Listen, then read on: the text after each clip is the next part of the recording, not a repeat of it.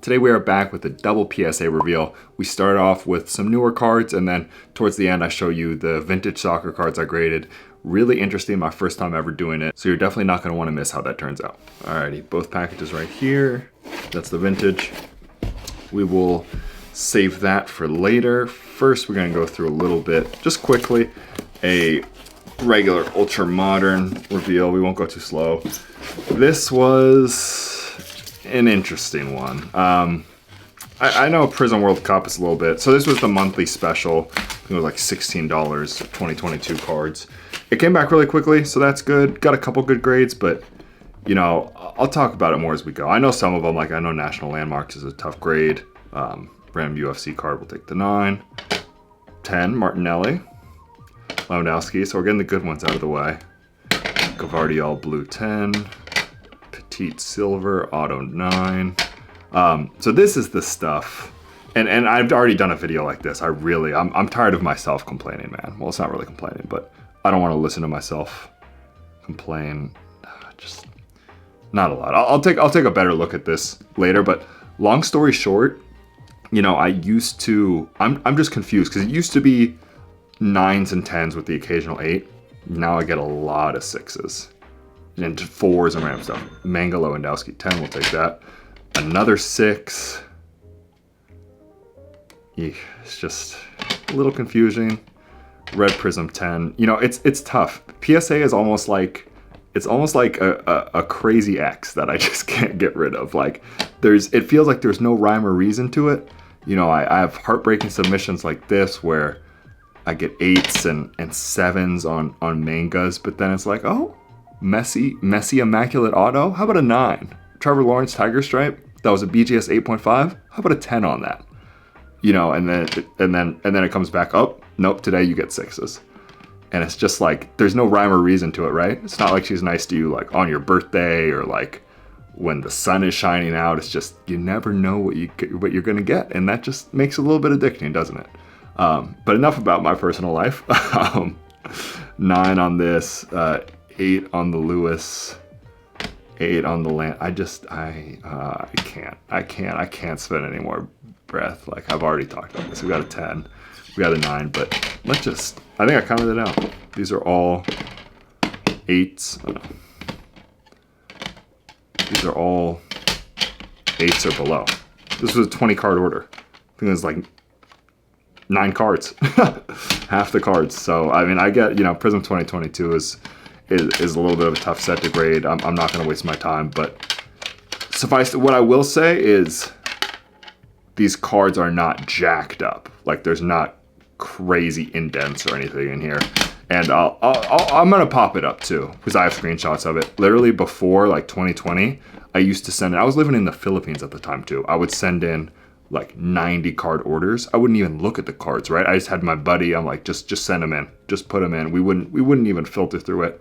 Straight 9s and 10s, maybe 1 or 2 8s, and those days are definitely behind us. But yeah, we won't waste too much time on that. Let's get into a little bit of our vintage reveal right here. But real quick before we do that, I want to thank the sponsor of today's video, Veriswap. If you're looking for the quickest, easiest way to trade cards at home, manage your inventory, look at other people's, definitely check out Veriswap using my link in the description down below. And now back to the video. Alrighty, so we won't slow roll it, but these, where did I get these? That's the first thing. So I got these, I was at the London card show, and not even Collecticon. It was like the first London card show. So I got these a while ago. My buddy Brian, Sunday League Investors, we were meeting up with one of his friends, and he's like, oh, you know, just come with. I think I might buy some cards from him. I was like, okay, I'll go. I never buy vintage cards, but he just had so many of these, and he was super flexible on price. I think I got these for like, literally, I think like $10 a pop. I was like, okay, at that price, I know nothing about them. I was having a hard time even checking comps, but I was like, you know, at that price, I can't imagine there's too much downside. So Stanley Matthews, we got a 4.5. Another Stanley, and they looked pretty good, right? At least the color on these is clean. 4, Dixie Dean, you know, I know the names. I'm not super familiar with it. Another Dixie Dean, we got a 5. Stanley Matthews, we got a 4. Bobby Charlton, definitely know that one. Got a 2, 1958. A little bit newer, Jarzinho World Cup, PSA 5. Then we got some cooler ones. This one's really cool. I think the last two are the other biggest ones. But look at this, Maradona Hand of God. This is a cool card right here. And it's like a sticker, look at that. You can like pull it out. I don't know. Gotta have a little bit of culture here on the channel. Something a little different. You won't see this every day. And I couldn't find like any comps of this. I don't think there's any list. Actually, there was one comp from the UK, but there's not a lot out there. I just couldn't find a lot. I didn't even know how to like really title this when I sent it into PSA. It wasn't popping up. That's a cool card. Kevin Keegan, PSA 7. And that's interesting, right? Like, I guess just what I don't understand is like how this is better condition than this. I don't know. That's, I don't know. Anyways, so this got a 7. And then probably my favorite card in the order.